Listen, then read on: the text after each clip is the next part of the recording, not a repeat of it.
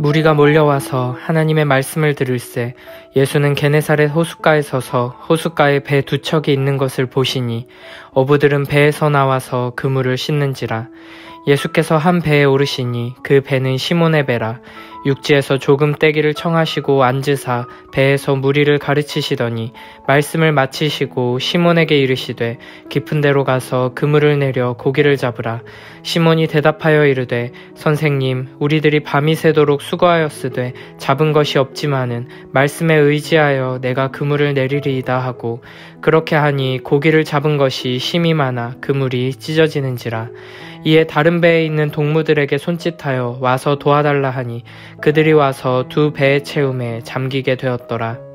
시몬 베드로가 이를 보고 예수의 무릎 아래 엎드려 이르되 주여, 나를 떠나소서, 나는 죄인이로소이다 하니, 이는 자기 및 자기와 함께 있는 모든 사람이 고기 잡힌 것으로 말미암아 놀라고 세베대의 아들로서 시몬의 동업자인 야고보와 요한도 놀랐음이라. 예수께서 시몬에게 이르시되 무서워하지 말라. 이제 후로는 내가 사람을 취하리라 하시니 그들이 배들을 육지에 대고 모든 것을 버려두고 예수를 따르니라. 수많은 무리가 예수님을 통해 하나님의 말씀을 듣기 위해 몰려왔습니다. 예수님께서는 게네사렛 호숫가에 서서 호숫가에 배 두 척이 있는 것을 보십니다. 게네사렛 호수는 그 둘레가 50km가 넘어 갈릴리 바다라고도 불리는 곳입니다. 그곳에서는 어부들이 배에서 나와서 그물을 싣고 있었습니다. 밤새 고기를 잡고 와서 더러워진 그물을 정리하고 있는 것입니다. 그런데 예수님께서 그 중에 한 배인 시몬의 배에 오르십니다.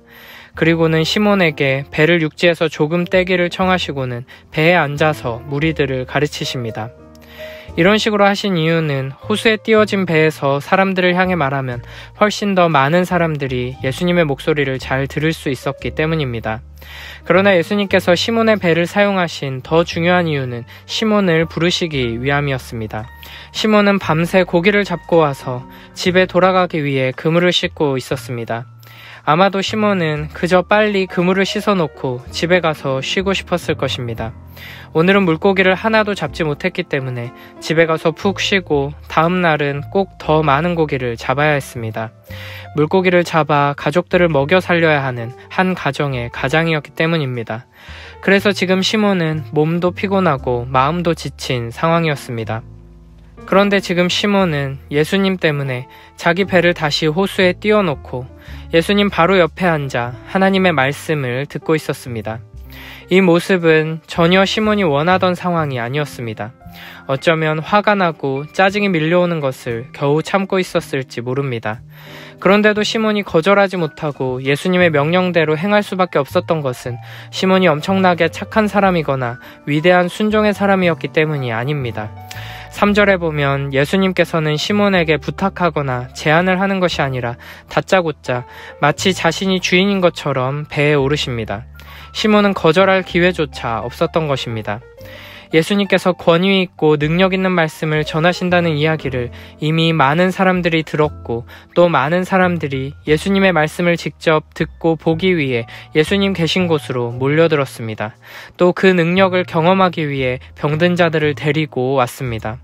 다른 복음서들을 참조해보면 이런 상황 속에서 시몬은 이미 몇 번 예수님을 만났을 가능성이 있습니다. 게다가 바로 앞에 4장에 보면 예수님께서는 시몬의 집에 오셔서 중한 열병을 앓고 있는 시몬의 장모를 치유해 주셨습니다.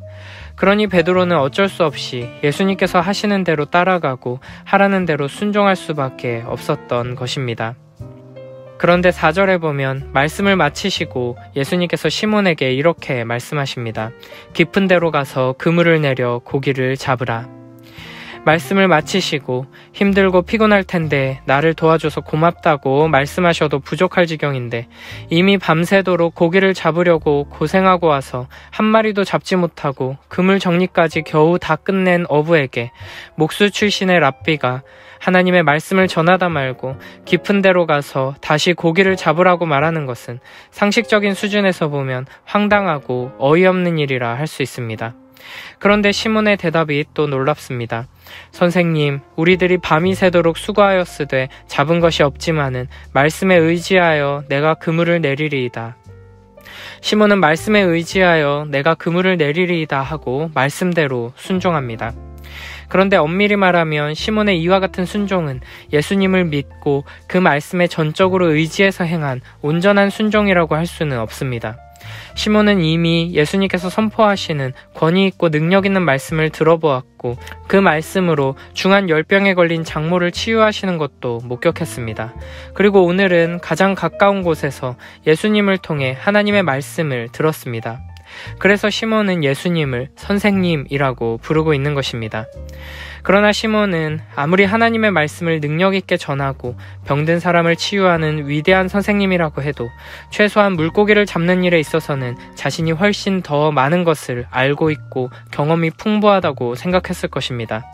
그래서 말씀하신 대로 하겠습니다 라는 대답에 앞서 우리들이 밤이 새도록 수고하였으되 잡은 것이 없지만 이란 말을 덧붙입니다. 지금 시몬의 순종은 예수님 말씀이라면 무조건 따라야 한다는 믿음도 아니고 무엇인지 정확히는 모르지만 일단 순종하고 나면 나에게 좋은 일이 일어날 것이 분명하다는 기대에 찬 확신도 아니었습니다.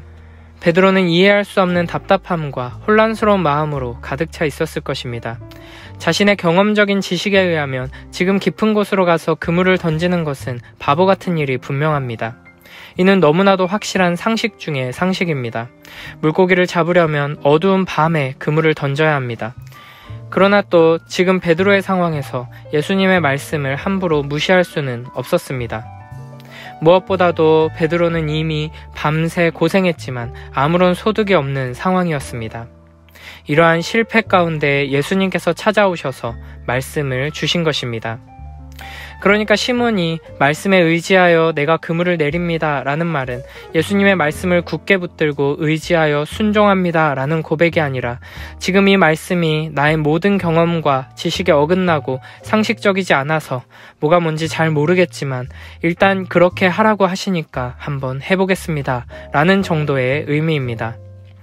그런데 놀랍게도 밝은 대낮에 깊은 곳에 가서 그물을 내렸더니 심히 많은 고기를 잡을 수 있게 되었습니다. 그물이 찢어질 지경이 되어서 다른 배에 있던 동료들까지 와서 물고기가 2배에 가득 차게 된 것입니다. 시몬은 이 놀라운 일을 보고 예수님 앞에 엎드립니다. 그리고 이렇게 말합니다. 주여 나를 떠나소서 나는 죄인이로소이다. 이는 앞서 4장 42절에서 놀라운 기적을 행하시는 예수님을 떠나지 못하게 만류하는 무리들과 정반대되는 반응입니다.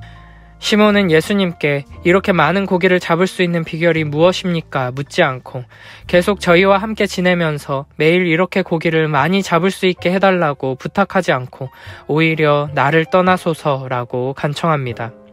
시몬은 이 놀라운 기적을 통해 예수님께서 누구신지에 대해 깨닫게 된 것입니다.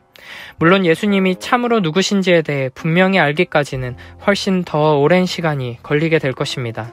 그러나 적어도 예수님의 말씀을 듣고 놀라운 기적들을 보고 경험한 여러 무리들이 자기가 원하는 방향으로 예수님을 끌고 가려 했다면 베드로는 예수님께서 인도하시는 바른 길로 한 걸음을 내디딘 것입니다.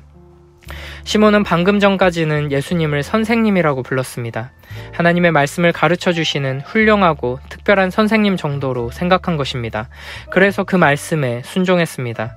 그런데 그 말씀에 순종했을 때 자신에게 일어난 놀라운 일을 경험하자 그 말씀의 권위와 능력을 직접 체험하자 드디어 이분이 누구신지에 대한 전혀 다른 차원의 믿음이 시작되게 된 것입니다. 예수님께서는 시몬이 이 믿음, 아직은 초보적이지만 바른 믿음으로 주님 앞에 엎드리도록 하기 위해 계속해서 예수님에 대한 소문을 듣게 하셨고 예수님을 찾아와 말씀을 듣고 놀라운 일을 행하시는 것을 보게 하셨고 직접 오셔서 장모를 치유해 주셨고 이제 이렇게 그의 일터에까지 찾아오셔서 하나님의 말씀을 듣게 하시고 결정적으로 그 말씀을 따라 순종하게 인도하셔서 하나님의 놀라운 역사하심을 경험케 하신 것입니다. 이제 시몬은 단순히 선생님 앞에 서 있는 자가 아니라 주님 앞에, 하나님 앞에 엎드린 자가 되었습니다. 그래서 그의 반응은 구약 성경에서 하나님을 만난 특별한 사람들과 같은 모습을 보여줍니다. 특히 나를 떠나소서 나는 죄인이로소이다 하는 고백은 이사야 선지자가 하나님의 임재 앞에서 했던 고백과 같습니다. 이제 시몬과 그의 동료인 야고보, 요한은 마치 하나님을 만난 사람들처럼 큰 두려움에 몸을 떨며 엎드립니다. 모든 것을 아시고 모든 것을 통치하시는 위대하신 분, 너무나도 거룩하신 분이 내 앞에 계신다는 것을 깨닫자 그는 방금 전까지 자기가 가지고 있던 무지와 불신앙의 마음으로 인해 두려움에 빠집니다.